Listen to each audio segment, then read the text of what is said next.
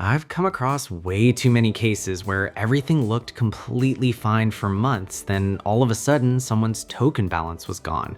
Not because the wallet itself got compromised and not because the seed phrase leaked. It turned out there was an old approval still sitting there from some random dApp they connected to a long time ago. Later on, that project ended up being a scam, or the contract got compromised, and that old permission was all it needed to move the tokens. So that's why I don't just leave approval sitting there anymore. Every once in a while, I open the list, go through everything one by one, and anything I don't recognize or haven't touched in ages, it gets revoked. There's just no reason to keep old permissions attached to the wallet if they're not doing anything anymore. Alright, so the process I'm using here works with MetaMask, Trust Wallet, Phantom, and pretty much any wallet that supports EVM networks or Tron. The steps are basically the same, so it doesn't really matter which one I'm working with. So maybe a few weeks back, I ran into almost the same situation myself. I needed to move some tokens over to another wallet, and then it hit me. I honestly had no idea how many old approvals were still sitting on this address. I couldn't remember everything I'd connected to over the past year, so I started looking for a way to check the wallet properly. After comparing a few different options, I even used AI to help narrow things down,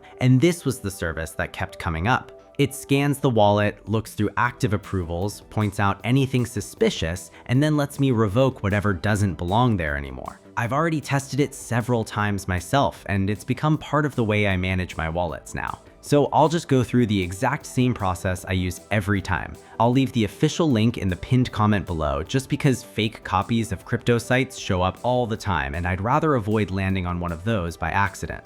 Alright, so from here, it's actually pretty simple. The first thing, I connect the wallet I want to check.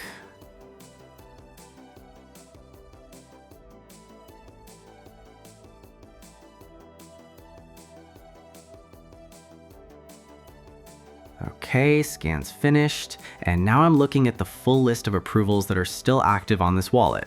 A few of them are marked as higher risk, which is exactly what I wanted to check. That doesn't automatically mean something bad is happening right now, but those permissions definitely aren't something I'd keep around if I don't need them anymore. I could go through the list one by one and revoke them individually, but honestly, I don't even remember where some of these came from anymore. After enough swaps, bridges, staking protocols, and random dApps, everything kind of blends together. If I can't immediately recognize why an approval is still active, I'd rather remove it than leave it attached to the wallet.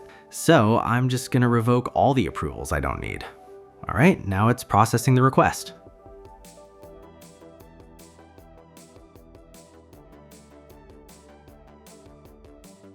Good. Few seconds later, everything's done and the wallet is clear again. No old approvals hanging around, no permissions I forgot about months ago. That's really all I wanted. Now I can keep using this wallet without constantly thinking that some forgotten contract from last year might still have access to the token balances. So that's pretty much it. Hopefully everything made sense and the whole process turned out to be a lot simpler than it might have looked at first. If anything isn't clear or something comes up while going through the same steps, just leave a comment. I'll take a look and answer whenever I can. Ever since I started checking my wallets like this on a regular basis, I've stopped worrying about some old forgotten approval quietly sitting in the background. A few times I found permissions I would have never remembered signing, and honestly, I'd much rather revoke them while everything's under control than find out months later that an abandoned or malicious contract still had access to my token balances. Running a quick scan every now and then gives me a lot more confidence that my wallets stay clean, and that's exactly why this has become part of my routine.